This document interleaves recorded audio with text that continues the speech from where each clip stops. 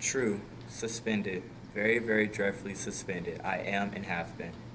My hearing is on point. I've heard things from the library to the gym, and above all, the ISS room. Speaker, no talking. How am I crazy? Listen carefully and I'll tell you the whole story. Quietly at first, I heard the noise, like a novice pecking away in a keyboarding class as he neared. He confronted me at my locker before the tintinnabulation of the morning bell. Hi, I'm Elder. I'm new here. Great, nice to meet you. Around his neck rested the clock. Okay, bye. I mean, he looked like Big Ben, or Little Ben for that matter. But I heard him again in the library passing by.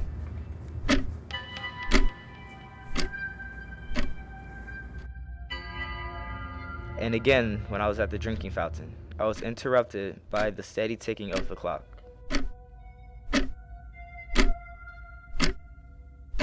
And lunch, he sat down right beside me, ticking away. Tick, tick, tick. Each tick a hammer against my skull.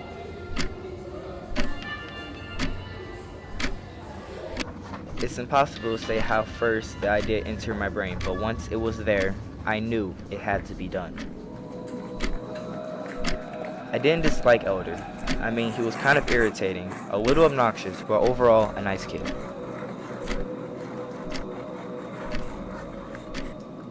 I think it was the clock. Did no one else hear it? Were their senses not assaulted by the jackhammering of the clock? Were they all oblivious to his relentless beating?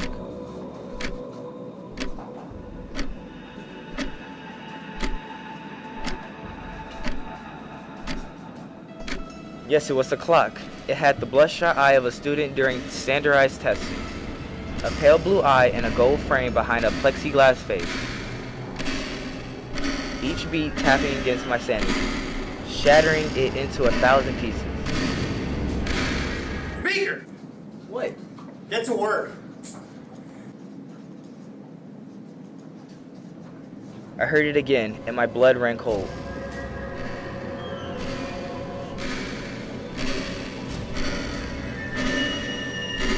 And so immediately I decided to shove this kid in a locker and thus rid myself of a necklace forever. Now at this point, you might think I'm nuts, madmen know nothing, but you should have seen me. You've seen how wisely I followed him, with what brilliance I went to work. Speaker, stop talking or I'm going to extend your suspension. Every day at 8:32, nurse's office, for its asthma medication.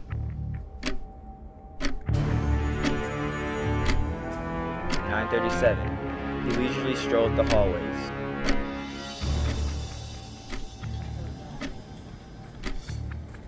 Without fail, he would go to the library to check out a book, 10:25 sharp every day.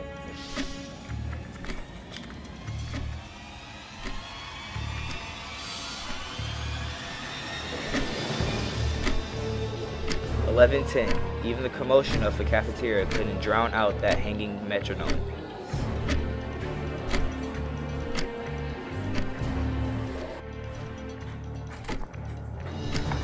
$1:23, visit to the main office to call his dad.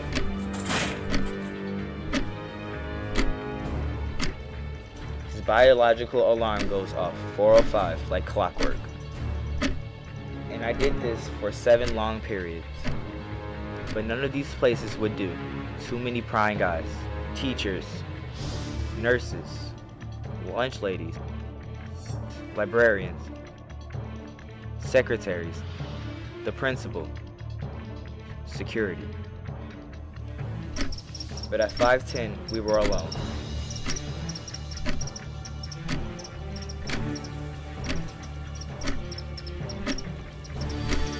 I knew then the extent of my power, of my sagacity.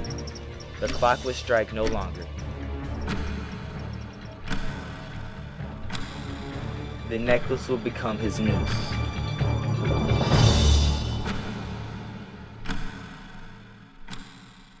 I had waited a long time, very patiently, without moving, and then I heard him.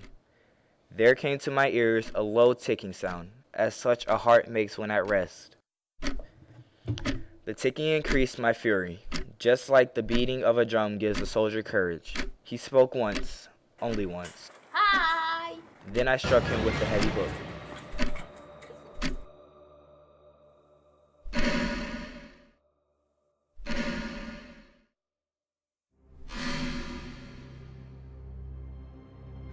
I placed my ear upon the clock and held it there for many seconds.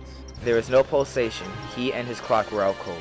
His clock would trouble me no longer. Who are you talking to? No one, Miss Shelton. Lord, give me strength. I worry about you, Speaker. I really do. If you still think I'm nuts, you won't after I tell you the precautions I took to conceal the kid.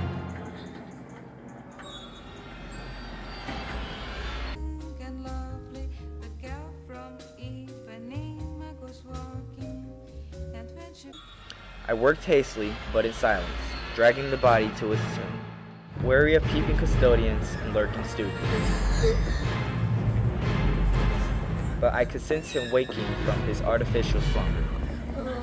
Where am I? Oh, hi. How are you? I remember you from the lunchroom at the cafeteria. It was very nice. I acted quickly, striking him again across the brow with a mighty tone. While he recovered, I took further precautions to silence him eternally. Where am I? Binding him with whatever supplies I could find.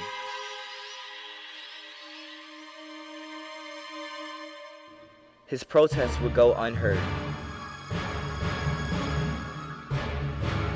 Then I opened the locker and deposited the kid. Why me? No human ear could have heard anything wrong. The clocks were sealed in its final resting place. The next day, I awoke elated. I couldn't help but celebrate my victory. I strolled down the hall like it was a snow day in May.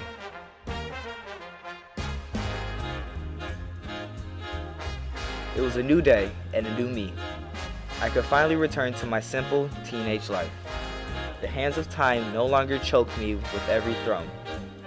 But my celebration was short-lived. I turned to see the principal and his goon.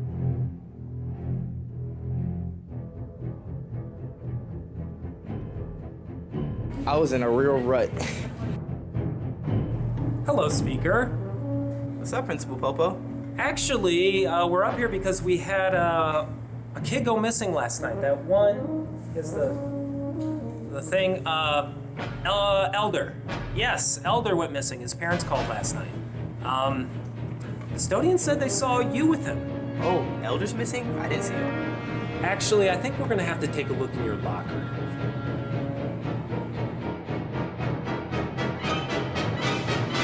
I'm just kidding, man. It's not like you stuffed him in there or anything. Yeah, don't worry about it. We'll find. He'll turn up, you know. In time, get it? He'll turn up. But anyways, you know, you're staying after school a lot. Have you considered joining film club with Mr. Bowman? Yeah. The principal and his goon were satisfied. My manner had convinced them. I was singularly at ease. They stood, and while I answered cheerily, they chatted of familiar things. But ere long, I felt myself getting pale and wished them gone. My head ached, and I fancied a ringing in my ears. But still they stood and still chatted. The ringing became more distinct.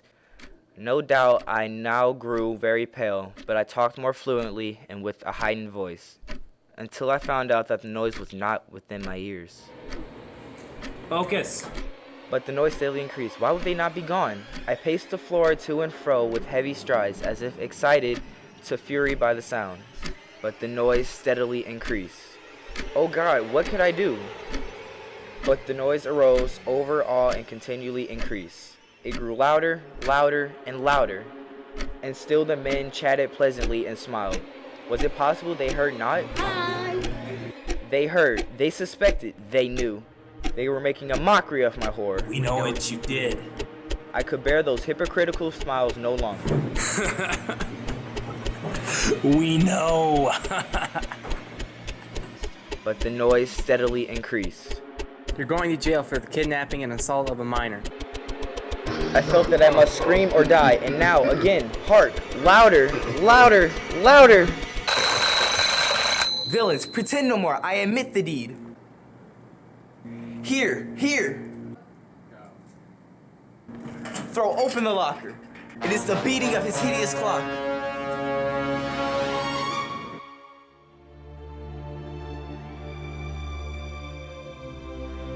And that is more or less how I ended up in ISS.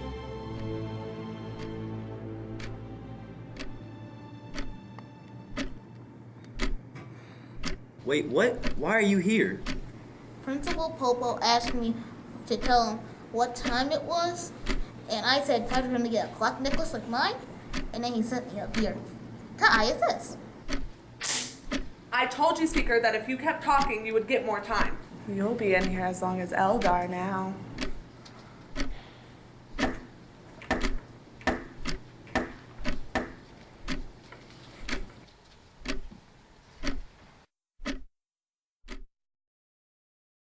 One, 2, 3 o'clock, 4 o'clock, rock. 5, 6, 7 o'clock, 8 o'clock, rock. 9, 10, 11 o'clock, 12 o'clock, rock. We're gonna rock around the clock tonight. Put your glad rags on, join me home. We'll have some fun when the clock strikes 1. We're gonna rock around the clock tonight. We're gonna rock, rock, rock till broad daylight. We're gonna rock around the clock tonight. When the clock strikes 2, 3, and 4, if the band slows down, we'll yell for more. We're gonna rock around the clock tonight. We're gonna rock, rock, rock till broad daylight. We're gonna rock around the clock tonight.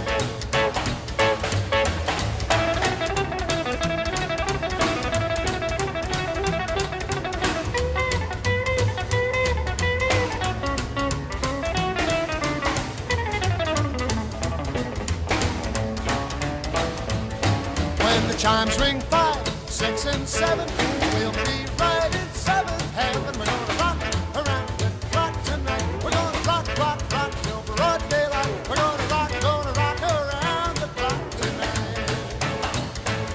Oh, when it's 8, 9, 10, 11, 2, I'll be going strong, and so will you. We're gonna rock around the clock tonight. We're gonna rock, rock, rock till broad daylight. We're gonna rock around the clock tonight.